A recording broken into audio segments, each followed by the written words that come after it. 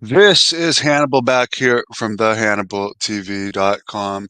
I just finished watching the Chris Adams Dark Side of the Ring. It, I think it's tied with the Buff Bagwell one of being my favorite or second favorite of the season.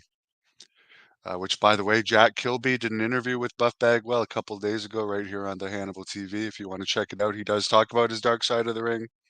And of course, I did a review of that one on there. I should say for the Dark Side of the Ring one, though, I'm just going to make a quick detour for the Buff Bagwell one.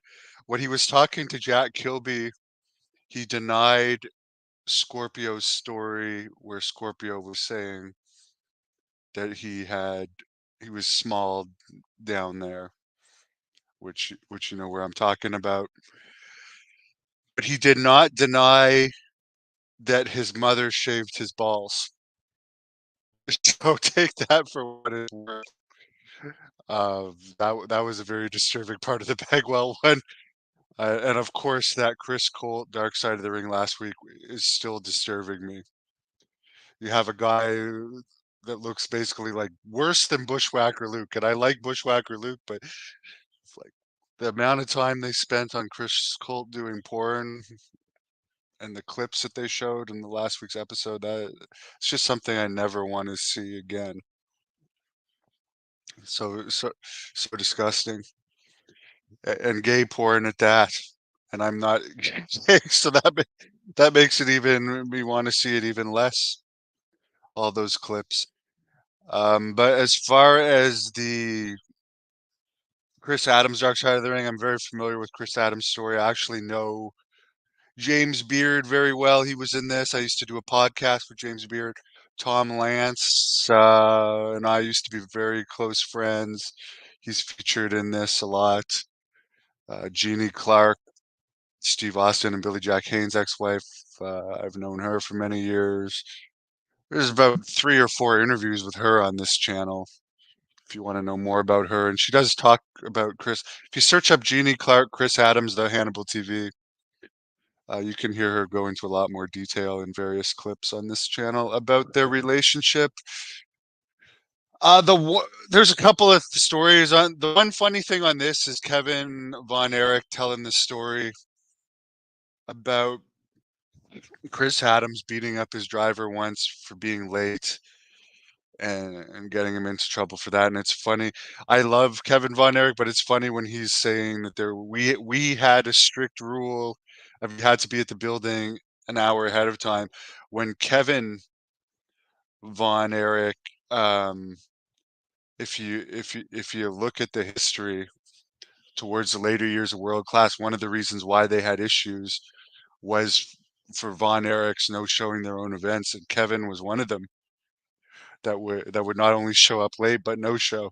And Jerry Jarrett confirmed that in the interview with me. But of course, Kevin turned his life around. But that's one story. Then there's the story that he headbutted a pilot on a trip, I believe, back from Puerto Rico. They ended up getting jail time for. He had a serious drug and alcohol problem that's well documented. He cheated. I mean, he was a ladies' man, and he was young in those days, and world class wrestling was incredibly popular. He started in England. His brother was a two-time Olympic silver medalist in judo. He did judo as well, but he wasn't as successful as his brother, so he went into British wrestling, where he started using Jeannie as his valet. And she went on to be Lady Blossom in WCW. Then he came to the US, started wrestling, had his most success in the Dallas territory. As far as the super kick goes, he's the first person I know of to use the super kick. And back when he used it, it wasn't like you watch WWE or AEW now. I remember last year's WrestleMania. The reason I didn't watch night two, because night one you had the Usos against Kevin Owens and Sami Zayn, and there must have been 40 super kicks in that match, all with very obvious leg slaps. When Chris Adams did it, it was before the internet, so not everybody knew the trick of the leg slap, and not you didn't see the these super kicks done in every match, so it was still impressive.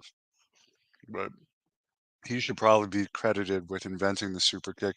Even when Shawn Michaels did it, I mean, it wasn't overused like it is today, which today it's one of my least favorite moves in wrestling, just because everybody knows about the leg slap trick.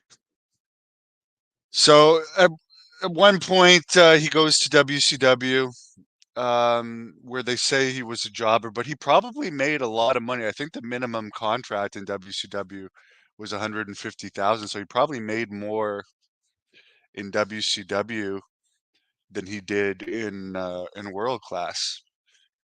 Um, but yeah, I do remember him being a low card guy in WCW, but he did have some good matches. According to Tom Lance, he was released from WCW due to getting a DUI while under contract with the company. He ended up living with a fan, Boo Ray, who was a friend of Tom Lance's.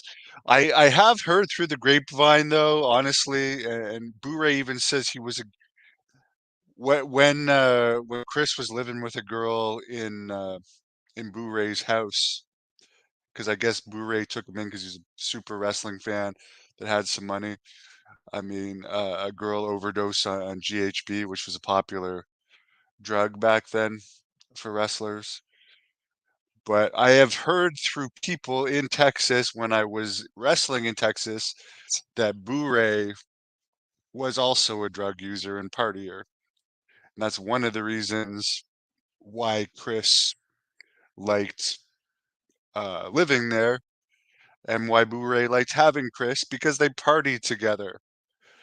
Like that just makes sense. So they do make, there's always a narrative they want to get across in these dark side of the rings, and they try and make this Blu-ray look innocent. But from what I hear, he was a partier as well. And then again, he was a wrestling fan. So yes, Chris probably took advantage of him for sure.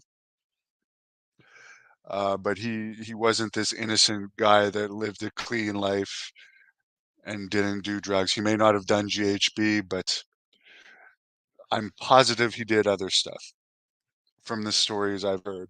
Too many people told me, um, and I won't get into this stuff that they said, but of course they tell a story on here that Chris once ripped out Rod Price's hair in a match in Texas. I think it was Global Wrestling, and he had to get something like 200 stitches.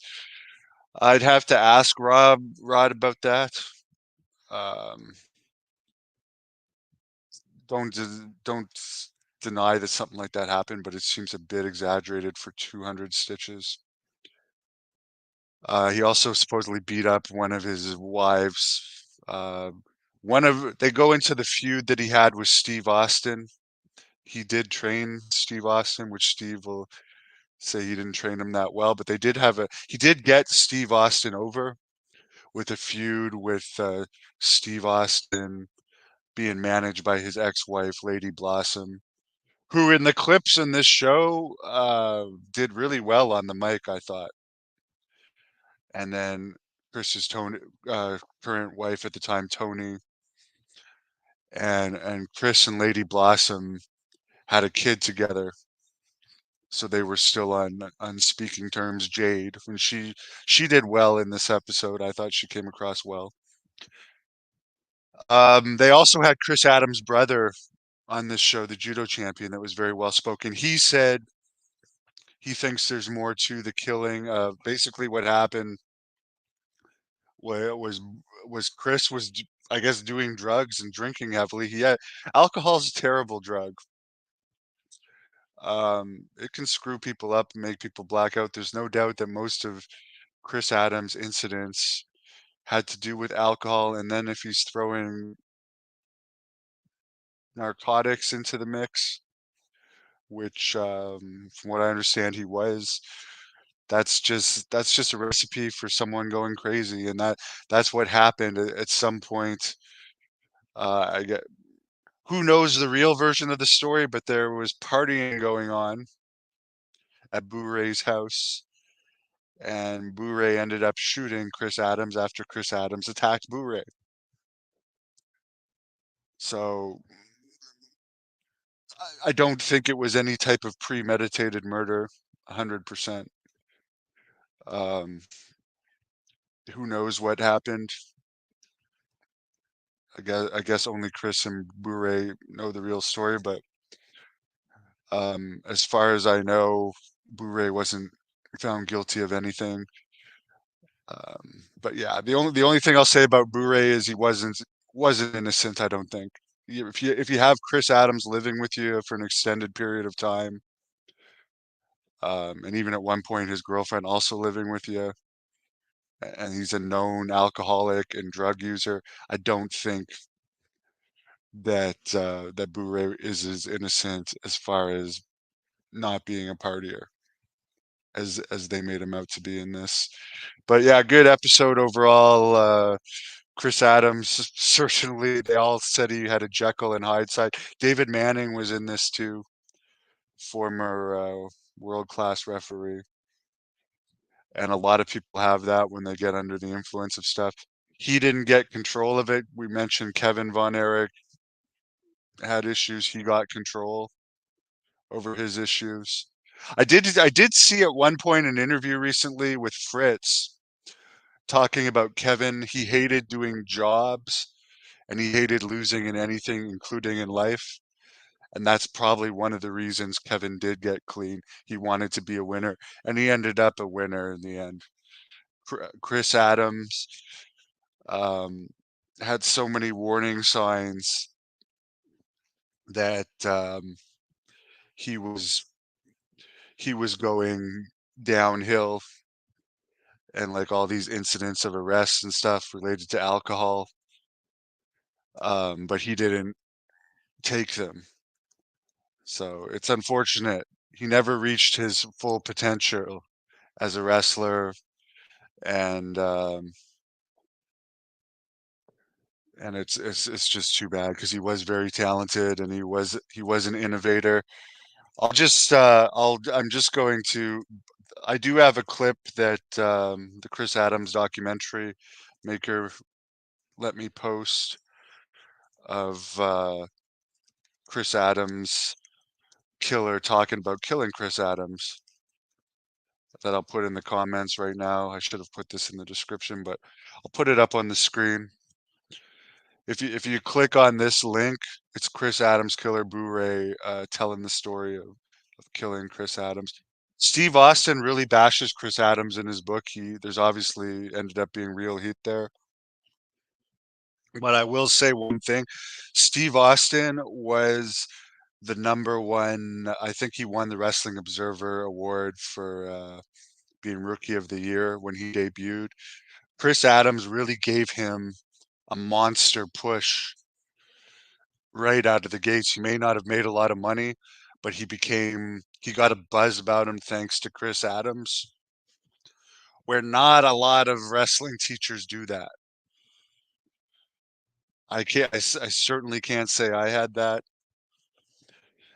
Um, but yeah, I would definitely say that Chris Adams helped get Steve Austin over and helped get him on WCW's radar because Steve didn't spend long on the independents, and he ended up being one of the greatest wrestlers of all time.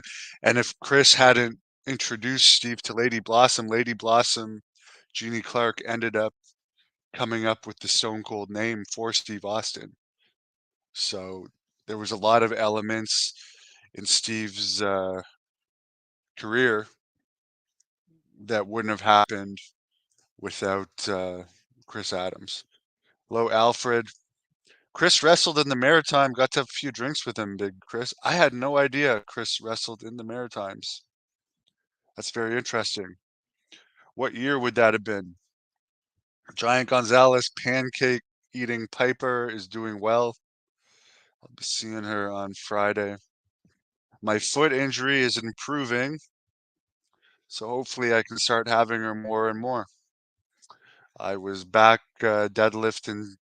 I know it sounds small, but I was back deadlifting 225 last night, which from having a shattered heel is a good step in the right direction.